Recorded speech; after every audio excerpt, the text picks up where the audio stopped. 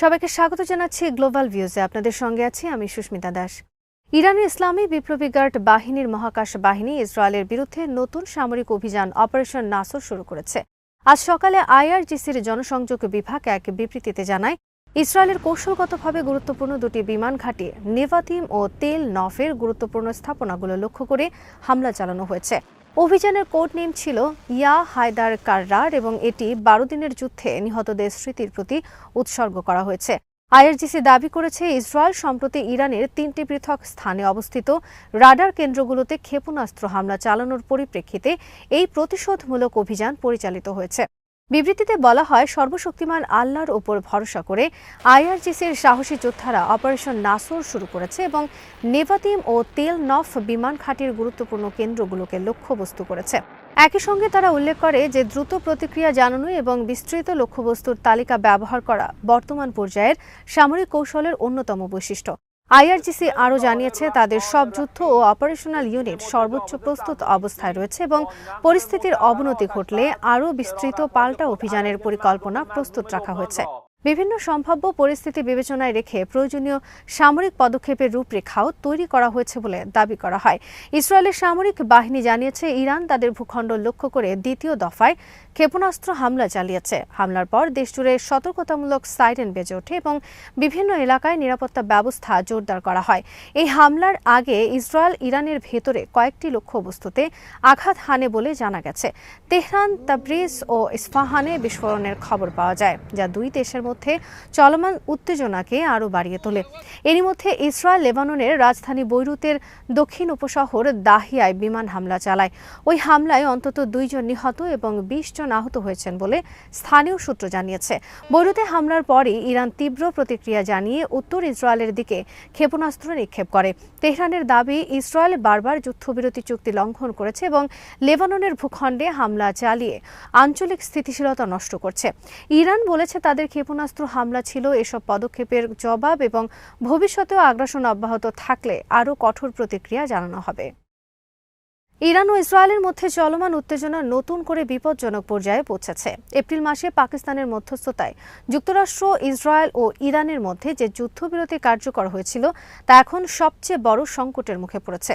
গত কয়েক ঘণ্টায় উভয় পক্ষের পাল্টাপাল্টি সামরিক হামলায় মধ্যপ্রাচ্য জুড়ে নতুন করে সংঘাত ছড়িয়ে পড়ার আশঙ্কা তৈরি হয়েছে। রবিবার রাতে ইরান যুদ্ধবিরতির পর প্রথমবারের মতো সরাসরি ইসরায়েলের বিরুদ্ধে ক্ষেপণাস্ত্র হামলা চালায়।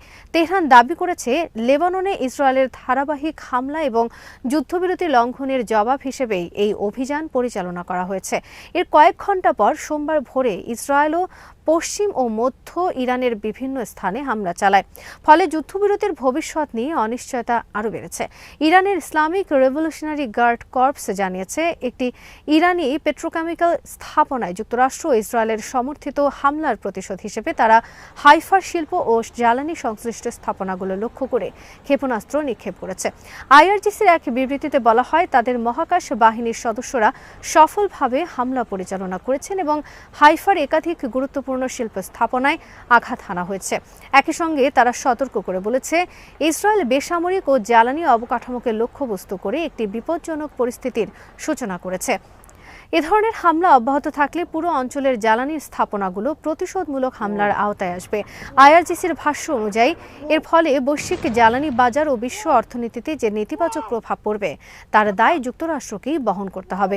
এদিকে ইসরায়েলি গণমাধ্যম জানিয়েছে, ইরান থেকে ছোড়া ক্ষেপণাস্ত্রের আঘাতে অধিকৃত ফিলিস্তিনের উত্তরাঞ্চলের ক্রায়ট এলাকায় বিস্ফোরণ ঘটেছে।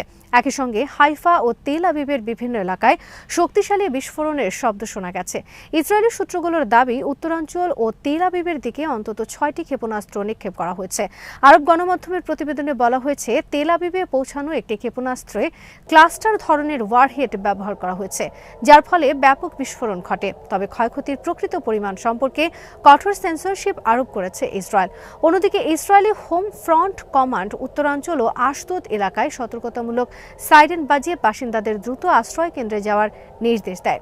একই সঙ্গে ইয়েমেনের সশস্ত্র বাহিনীও জাফর রাফার গুরুত্বপূর্ণ লক্ষ্যবস্তুতে হামলার দাবি করে এবং লোহিত সাগরে ইসরায়েলি নৌ চলাচলের উপর পূর্ণ নিষেধাজ্ঞা ঘোষণার কথা জানায়। সাম্প্রতিক এই পাল্টাপাল্টি হামলা মধ্যপ্রাচ্যে আরও বড় আকারের সামরিক সংঘাতের আশঙ্কা বাড়িয়ে দিয়েছে এবং আঞ্চলিক স্থিতিশীলতা নিয়ে নতুন উদ্বেগ সৃষ্টি করেছে। ইয়েমেনের সশস্ত্র বাহিনী সোমবার ঘোষণা করেছে যে তারা অধিকৃত ইয়াফা অঞ্চলে ইসরায়েলের একটি গুরুত্বপূর্ণ ও সংবেদনশীল লক্ষ্যবস্তুতে ক্ষেপণাস্ত্র হামলা চালিয়েছে। একই সঙ্গে লোহিত সাগরে ইসরায়েলি নৌ চলাচলের উপর পূর্ণ নিষেধাজ্ঞা আরোপের ঘোষণা দিয়েছে তারা। ইয়েমেনি বাহিনীর মুখপাত্র ব্রিগেডিয়ার জেনারেল ইয়াহিয়া সারি এক বিবৃতিতে জানান, সোমবার ভোরে পরিচালিত ক্ষেপণাস্ত্র হামলায় লক্ষ্যবস্তু সফলভাবে আঘাতপ্রাপ্ত হয়েছে। তবে লক্ষ্যবস্তুর প্রকৃতি বা ক্ষয়ক্ষতির পরিমাণ সম্পর্কে তিনি বিস্তারিত কিছু জানাননি। তিনি আরও বলেন, লোহিত সাগরে ইসরায়েলি বা শত্রুপক্ষের যে কোনো ধরনের চলাচল এখন থেকে ইয়েমেনি বাহিনীর কাছে সামরিক লক্ষ্য হিসেবে বিবেচিত হবে। সারি সতর্ক করে বলেন, যে কোনো উত্তেজনার জবাব আরও বড় উত্তেজনার মাধ্যমে দেওয়া হবে এবং যুদ্ধ পরিস্থিতির প্রয়োজন অনুযায়ী তাদের সামরিক অভিযান আরও জোরদার করা হবে। তিনি দাবি করেন, এই পদক্ষেপগুলো প্রতিরোধকের অন্যান্য শক্তির সঙ্গে সমন্বয় করেই নেওয়া হচ্ছে। ইয়েমেনি বাহিনীর মুখপাত্র বলেন, যুক্তরাষ্ট্র ও ইসরায়েলের আগ্রাসনের বিরুদ্ধে প্রতিরোধ গড়ে তোলা ইয়েমেনের জনগণ এবং বিশ্বের স্বাধীনতাকামী মানুষের অধিকার। তিনি জোর দিয়ে বলেন, যতদিন পর্যন্ত এই আগ্রাসন অব্যাহত থাকবে ততদিন ইয়েমেনের সামরিক অভিযানও চলবে। একই সঙ্গে ইয়েমেন এবং প্রতিরোধ অক্ষভুক্ত জনগণের উপর আরোপিত অবরোধ ও চাপের বিরুদ্ধে তারা নীরব থাকবে না বলে হুঁশিয়ারি দেন। এই ঘোষণার মাধ্যমে মধ্যপ্রাচ্যে চলমান উত্তেজনা আরও বাড়তে পারে বলে মনে করছেন বিশ্লেষকরা, বিশেষ করে লোহিত সাগরের গুরুত্বপূর্ণ সামুদ্রিক পথকে ঘিরে নতুন নিরাপত্তা সংকটের আশঙ্কা দেখা দিয়েছে। ইসরায়েলি সামরিক বাহিনী স্বীকার করেছে যে তারা ইরানের দক্ষিণ পশ্চিমাঞ্চলে অবস্থিত মাহশাহর পেট্রোকেমিক্যাল কমপ্লেক্সে বিমান হামলা চালিয়েছে। একই সঙ্গে ইসরায়েলি টেলিভিশন চ্যানেলগুলো দাবি করেছে, সর্বশেষ হামলায় ইরানের অভ্যন্তরে প্রায় 20টি লক্ষ্যবস্তুতে আঘাত হানা হয়েছে। মাহশাহর বিশেষ অর্থনৈতিক অঞ্চলের কর্তৃপক্ষ এক বিবৃতিতে জানিয়েছে, কারণ পেট্রোকেমিক্যাল কোম্পানির ওপর হামলার পর জরুরি ভিত্তিতে দিনের শিফটের কর্মীদের সরিয়ে নেওয়া হয়। সংস্থাটির দ্বিতীয় বিবৃতিতে বলা হয়, সোমবার সকাল প্রায় 7:30 শত্রুপক্ষের বিমান হামলার পর কারণ পেট্রোকেমিক্যাল স্থাপনায় 2টি আঘাতের ঘটনা নথিভুক্ত হয়েছে। তবে এই ঘটনায় কোনো হতাহতের খবর পাওয়া যায়নি বলে কর্মকর্তারা নিশ্চিত করেছেন। ক্ষয়ক্ষতির পরিমাণ ও সম্ভাব্য আর্থিক লোকসান নিরূপণে তদন্ত চলছে। অন্যদিকে ইসলামী বিপ্লবী গার্ড বাহিনী নিশ্চিত করেছে যে আজ সকালে ইসরায়েল ইরানের বিভিন্ন স্থানে আকাশ থেকে নিক্ষেপযোগ্য ব্যালিস্টিক ক্ষেপণাস্ত্র ব্যবহার করে হামলা চালিয়েছে। আইআরজিসির এক ঘোষণায় বলা হয়, জায়নবাদী শত্রু আকাশ থেকে নিক্ষেপযোগ্য ব্যালিস্টিক ক্ষেপণাস্ত্র ব্যবহার করে আমাদের দেশের মাটিতে হামলা চালিয়েছে। হামলার সময় রাজধানী তেহরান ছাড়াও তাবরিজ, ইস্পাহান ও কারাজ শহরে জোরালো বিস্ফোরণের শব্দ শোনা যায়। স্থানীয় সূত্রগুলো জানিয়েছে, বিস্ফোরণের পর বিভিন্ন এলাকায় নিরাপত্তা ব্যবস্থা জোরদার করা হয় এবং জরুরি সেবাগুলোকে সর্বোচ্চ সতর্ক অবস্থায় রাখা হয়। তবে কোন কোন স্থাপনা ক্ষতিগ্রস্ত ছিল, হামলায় কী পরিমাণ ক্ষতি হয়েছে এবং কোনো হতাহতের ঘটনা ঘটেছে কিনা সেসব বিষয়ে তাৎক্ষণিকভাবে বিস্তারিত তথ্য প্রকাশ করা হয়নি। সর্বশেষ এই হামলা মধ্যপ্রাচ্যে চলমান উত্তেজনাকে আরও বাড়িয়ে তুলেছে এবং পরিস্থিতি ঘিরে আন্তর্জাতিক মহলে নতুন করে উদ্বেগ সৃষ্টি হয়েছে। ইরানের খাতাম আল আনবিয়া কেন্দ্রীয় সদর দপ্তরের commander major general Abdur Rahim Musavi Abdullahi এক বিবৃতিতে ইসরায়েলকে দক্ষিণ লেবানন ও বৈরুতের দক্ষিণাঞ্চল দাহিয়াহ এলাকায় হামলা বন্ধ করার আহ্বান জানিয়েছেন। তিনি অভিযোগ করেন, যুক্তরাষ্ট্রের সমর্থন এবং আন্তর্জাতিক সম্প্রদায়ের নিরাপত্তার সুযোগ নিয়ে ইসরায়েল লেবাননের যুদ্ধবিরতি বারবার লঙ্ঘন করছে এবং বেসামরিক জনগণের বিরুদ্ধে সামরিক অভিযান জোরদার করেছে। আবদুল্লাহি আরও দাবি করেন, ইসরায়েল ফসফরাস বোমা সহ আন্তর্জাতিকভাবে নিষিদ্ধ অস্ত্র ব্যবহার করছে, যা যুদ্ধাপরাধের শামিল। তার ভাষ্য অনুযায়ী ইসরায়েলের দাহিয়াহ এলাকায় হামলা সব লাল রেখা অতিক্রম করেছে এবং এর আগে ইরান সতর্ক করেছিল যে দক্ষিণাঞ্চলে সামরিক অভিযান সম্প্রসারিত হলে ফিলিস্তিনি ভূখণ্ডে অবস্থিত লক্ষ্যবস্তুতে আঘাত হানা হবে।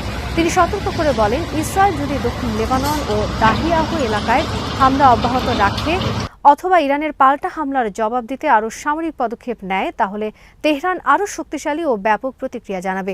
একই সঙ্গে তিনি ইঙ্গিত দেন, উত্তেজনা আরও বাড়লে ইসরায়েল ও তার মিত্রদের বিরুদ্ধে বৃহত্তর সামরিক অভিযানও শুরু হতে পারে।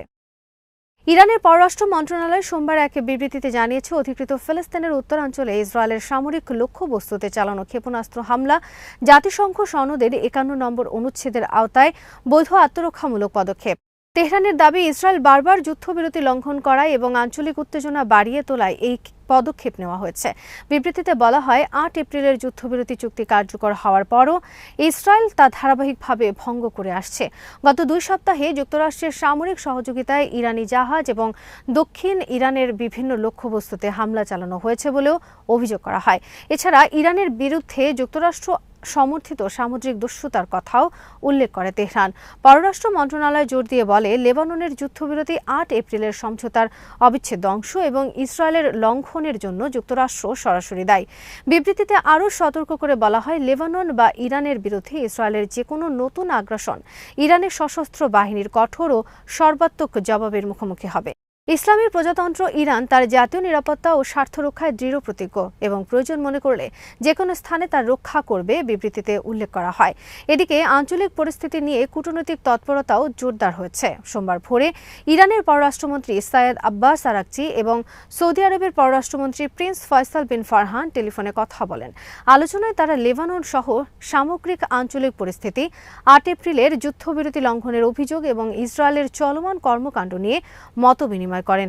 সাম্প্রতিক নিরাপত্তা ও রাজনৈতিক পরিস্থিতি নিয়ে আঞ্চলিক দেশগুলোর মধ্যে চলমান কূটনৈতিক যোগাযোগের অংশ হিসেবেই এই আলোচনা অনুষ্ঠিত হয়েছে বলে জানানো হয়েছে। আজ এখানেই শেষ করছি। সবাই ভালো থাকুন, সুস্থ থাকুন আর দেখতে থাকুন বিডি ভিউজ। চ্যানেলটি ভালো লাগলে সাবস্ক্রাইব করুন, সংযুক্ত থাকুন আমাদের ফেসবুক পেজে।